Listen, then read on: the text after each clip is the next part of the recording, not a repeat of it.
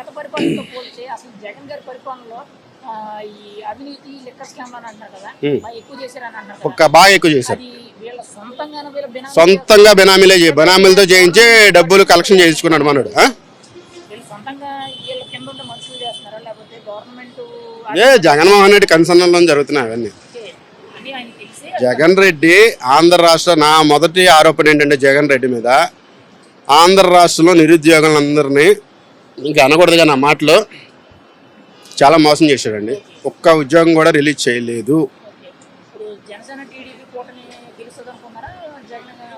వాళ్ళు జగన్కి వైనాట్ 175 కాదు, అక్కడ 50 సీట్లు వస్తాయో లేదో అందరికీ డౌట్గా ఉంది. ఇక్కడ వైనాట్ 175 అయింది.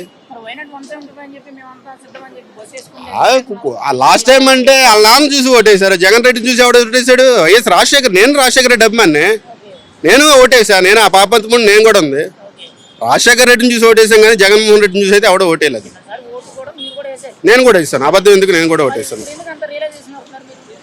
అక్రమాలు, అవినీతి, గోండాయిజం, రౌడీయిజం. ఆ వాలంటీర్ వ్యవస్థను పెట్టాడు.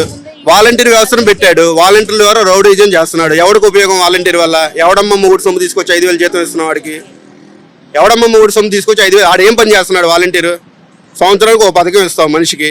దానికోసం సచివాలయంలో ఒక్కొక్క 2,000 ఏళ్ళకి 1,500 ఏళ్ళకి ఒక సచివాలయం ఏర్పాటు చేసి అందులో 10 మంది ఎంప్లాయీని పెట్టు.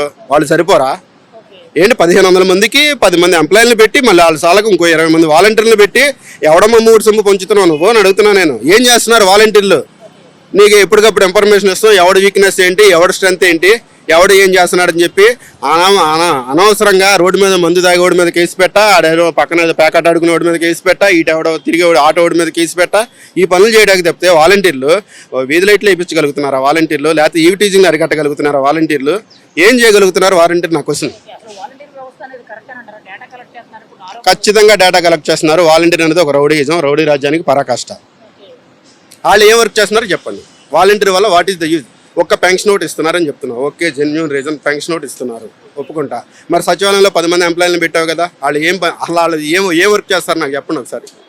మీ సేవలు ఉండే ఇటువరకు 5 రూపాయలు 10 రూపాయలు కొట్టి మేము సర్వీస్ తీసుకున్నాం. 10 మంది అక్కడ పెట్టి వాళ్ళ చేతి ఇప్పించవచ్చు కదా. ఇంటింటికి డోర్ డెలివరీ, వాళ్ళు ఎంప్లాయీసే కదా.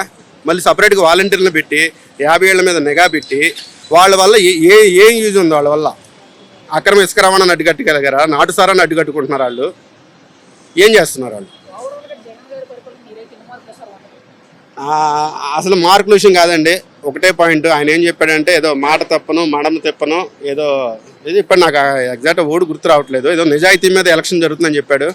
ఖచ్చితంగా మాట తప్పాడు జగన్మోహన్ రెడ్డి. ఆంధ్ర రాష్ట్ర ప్రజలను ముంచెత్తాడు. ఎగ్జాంపుల్స్ చెప్పమని చెప్తాను. మద్యపాన నిషేధం చేయలేకపోయాడు, ఇసుక అమ్ముకున్నాడు, నిరుద్యోగులకు ఉద్యోగాలు రిలీజ్ చేయలేకపోయాడు, కంపెనీలు తేలేదు, డెవలప్మెంట్ తేలేదు, బీజేపీతో పొత్తు పెట్టుకున్నాడు. అది ఓపెన్గా పెట్టుకుంటే ఎవరికి అభ్యంతరమే లేదు. బీజేపీ పిల్ల పార్టీ, వైఎస్ఆర్సీ పార్టీ. ప్రతి పార్లమెంట్లో పెట్టిన ప్రతి బిల్లుకి నువ్వు చేయెత్తుతావు. అదేదో ఓపెన్గా పెట్టుకుంటే ఎవరికి అభ్యంతరం లేదు. మీరందరూ గుంపు రాజకీయాలు ఆడి తెలంగాణలో కేసీఆర్, బీజేపీ, నువ్వు గుంపు రాజకీయాలు ఆడి ప్రజలను మోసం చేయాలనుకుంటే ప్రజలు నీకన్నా తెలివైన వాళ్ళే. ఖచ్చితంగా నీకు బుద్ధి చెప్పే రోజులు ముందులో ఉన్నాయి. ఖచ్చితంగా ఇంటికి పంపిస్తారు.